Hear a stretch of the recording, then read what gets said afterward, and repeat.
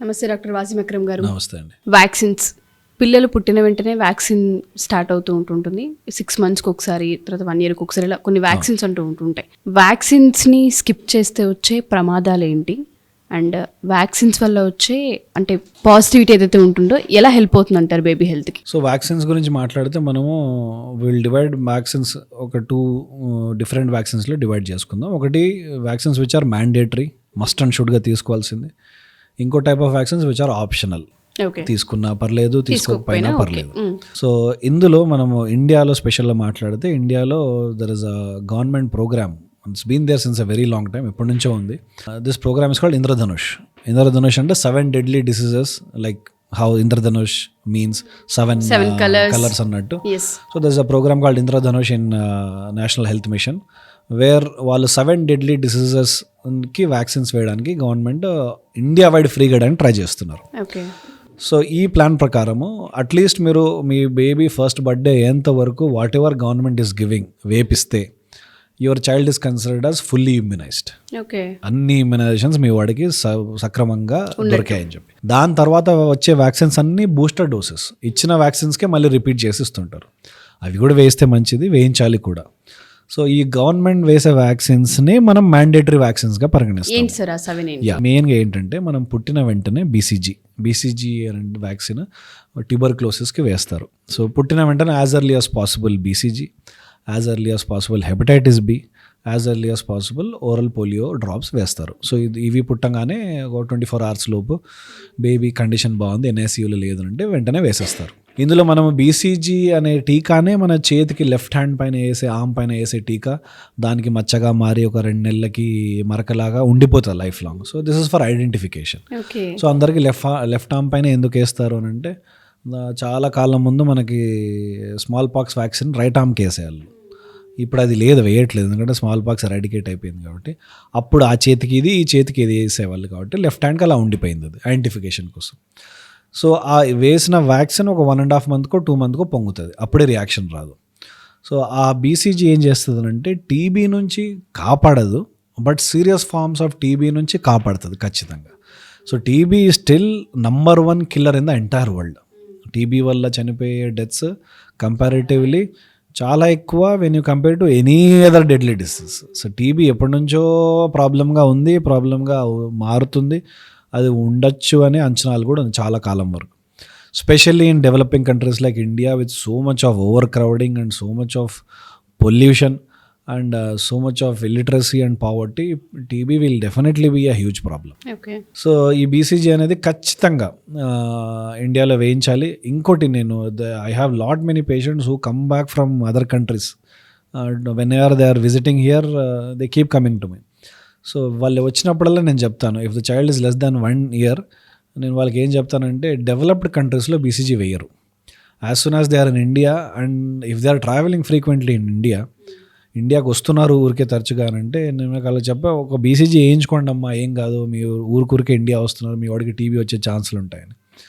So చాలామంది people who keep visiting in India వాళ్ళకి నేను చెప్పేది ఇదే, take BCG as early as possible.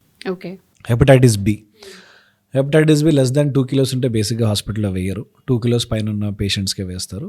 Any vaccine as such 2 kilos పైనే వేస్తారు. సో హెపటైటిస్ బి కూడా యాజ్ ఎర్లీ యాజ్ పాసిబుల్ వేస్తే మంచిది. ఈ మధ్యకాలంలో ట్రంప్ బాగా పాపులర్ అయ్యిండు, హెపటైటిస్ బి ఆపేయండి అని. వాళ్ళ దేశంలో ఆపేయమంటున్నాడు, కానీ it is always advisable to take hepatitis B as early as possible. ఎందుకంటే హెపటైటిస్ బి ఒక్కసారి ఇన్ఫెక్ట్ అయితే end of the life liver క్యాన్సర్తోనే పోతారు చాలామంది, అది డిసీజ్ సరిగ్గా కంట్రోల్లో లేకపోతే. వెరీ సింపుల్ వ్యాక్సిన్ వల్ల అంత పెద్ద ప్రాబ్లమ్ని ప్రివెంట్ చేస్తున్నాం అని అంటే, so there is no harm to take and it is 50-60 rupees, but in fact government is giving it for free. అదొకటి. ఇంకోటి polio vaccine. Fortunately we are at a point where we can call India as polio free. It's a very good development from medical sector of Indian government. We are polio free.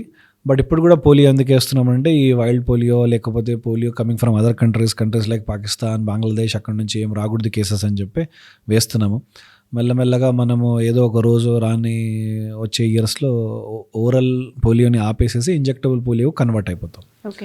So పుట్టిన వెంటనే వేసే vaccines, తర్వాత 6 week, 10 week, 14 week, ఇవి deadly diseases. ఇంకా ఇందులో మనకి 6, 10, 14 వీక్స్లో పడే vaccines same vaccines 3 సార్లు రిపీట్ అవుతాయి. ఓకే, ఒకటే వ్యాక్సిన్ 3 ఒకటే టైమ్స్ వ్యాక్సిన్ 3 టైమ్స్ వేస్తారు. సో 6th, 10th, 14th వీక్లో వేసే వ్యాక్సిన్స్లో డిప్తీరియా ఒకటి, పర్టిసస్ ఒకటి, టెటనస్ ఒకటి, haemophilus influenza type B, hepatitis B ఇంకో డోస్ పడుతుంది, and injectable polio virus vaccine పడుతుంది, రోటా వైరస్ వ్యాక్సిన్ పడుతుంది, అండ్ నిమోకోకల్ కాంజుగేట్ వ్యాక్సిన్. ఇవన్నీ ఒకేసారి వేస్తారు. ఓకే. సో చాలామంది ఏమనుకుంటారు ఇన్ని వ్యాక్సిన్స్ ఒకేసారి వేయచ్చా అని. సో సైన్స్ ప్రకారం, రీసెర్చ్ ప్రకారం combined vaccines are always better అని తెలిసింది. సో ఇవన్నీ కలిపేస్తే ఇమ్యూనిటీ ఇంకా బాగా పనిచేస్తుందని తెలిసింది. సో ఈ వ్యాక్సిన్స్ కంబైన్ చేసే వేయచ్చు ఇవన్నీ డెఫినెట్గా. సో ఇందులో మనకి డిప్తీరియా డెడ్లీ డిసీజ్ డిప్తీరియా వచ్చిందనంటే ఇంకా there is no other way than death. Pertussis will stay for very long time and morbidity కూడా ఉంటుంది, లైఫ్ కూడా పోవచ్చు. టెటనస్ గురించి అందరికీ తెలిసిందే, దెబ్బలు తగిలిన వెంటనే టీటీ అనేది అందుకే, ఎందుకంటే 6 hours లోపు టెటనస్ వచ్చిందనంటే అగైన్ రెస్పిరేటరీ ఫెయిల్యూర్ అయిపోయి చనిపోవడమే. And haemophilus influenza type B ఘోరంగా మెనింజైటిస్ అయ్యి బ్రెయిన్ ఇన్ఫెక్షన్స్ అయ్యి చాలామంది చనిపోతారు. హెపటైటిస్ బి గురించి మనం అనుకున్నదే, అది కూడా డెడ్లీ డిసీజెస్.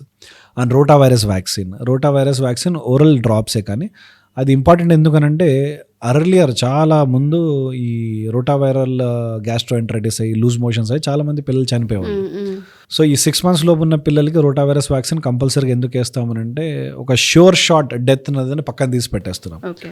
సో ఈ వ్యాక్సిన్స్ వేయడం వల్లనే ఈ మనము ఇండియాలో చాలా స్టేట్స్లో ఇన్ఫెంట్ అండ్ న్యూనటల్ మార్టాలిటీ రేట్ని 1000 బేబీస్కి ఎన్ని బేబీస్ చనిపోతున్నారన్న రేట్ని చాలా తగ్గించగలిగాము. So because of this vaccine only we're there at a point where mothers need not give birth to multiple children.